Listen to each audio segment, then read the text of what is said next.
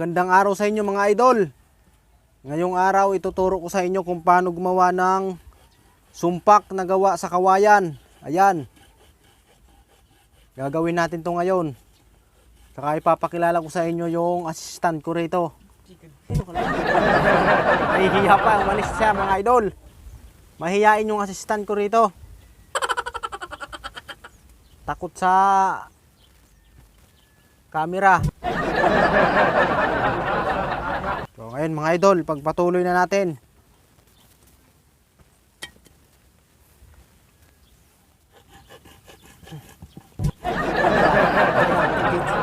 Bulkog. Tigbaon mo kan dito.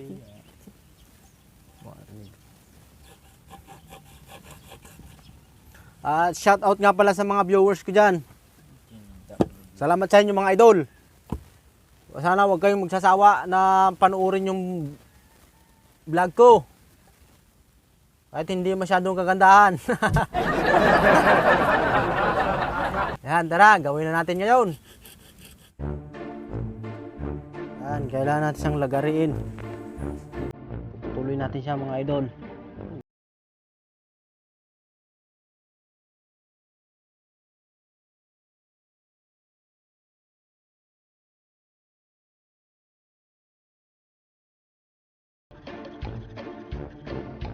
Tingnan natin kung puputok.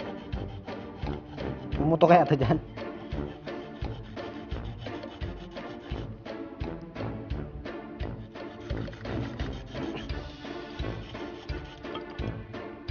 Yun, naputol na mga idol. Kaya, natin kung maganda butas nito.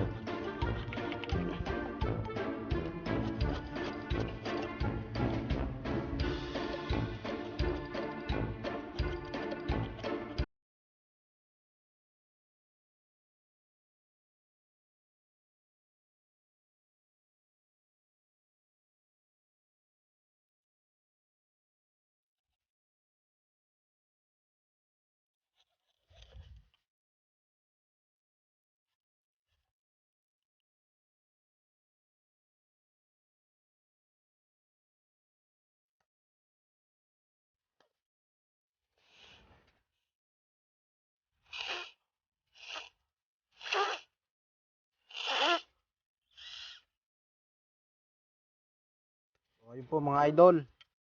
Naputol na natin yung kawayan. Ang gagawin naman natin ngayon, yung hawakan, yung pangsundot. Ganyan. Para pumutok na siya.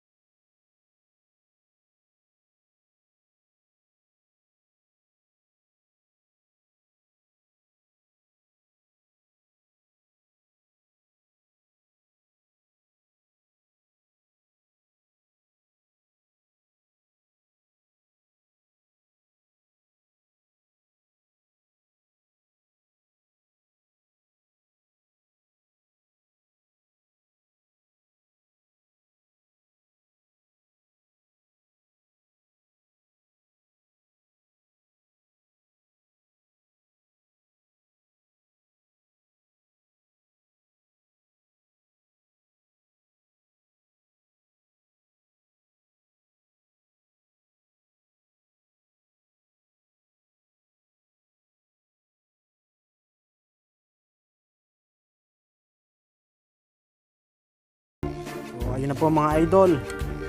Tapos na natin yung sumpak gawin.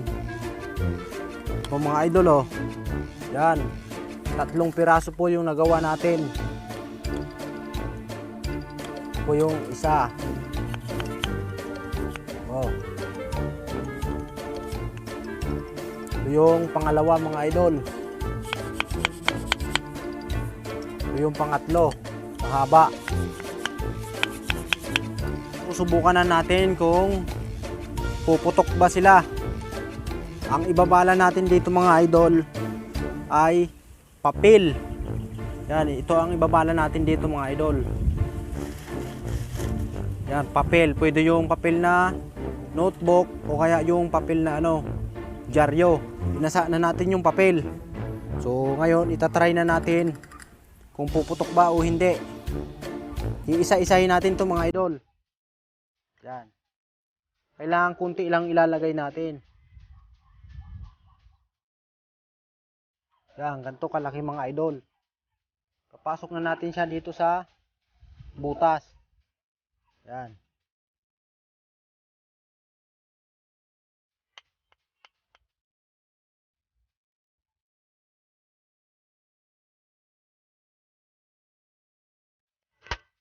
So, ayun po mga idol, malakas yung putok niya. Subukan naman natin yung dalawa.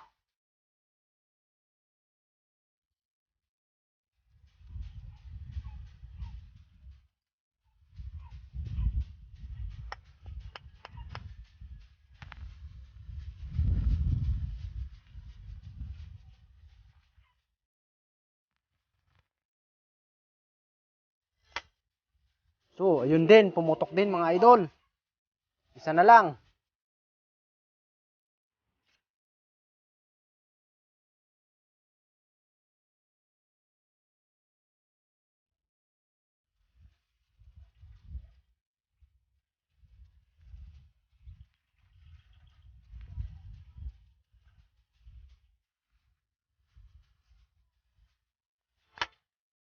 So, ayun po mga idol. Pumuputok yung 3. So, perfect tayo ngayon mga idol. Oh, ito.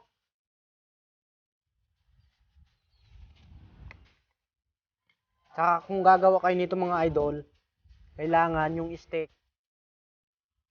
hindi siya papantay dito sa kawayan. Kailangan meron siyang agwat. So, ayan po mga idol. Kailangan may bawas siya ng kaunti para yung bala sa dulo hindi maaalis. Kasi hindi siya puputok pag walang nai-stack na bala. Kailangan may bala dito tapos tsaka mo siya lalagyan ng bala uli ng papel. So ayan, uulitin natin mga idol. Yan, mayroon siyang bala sa dulo. Lalagyan ulit natin siya ng bala.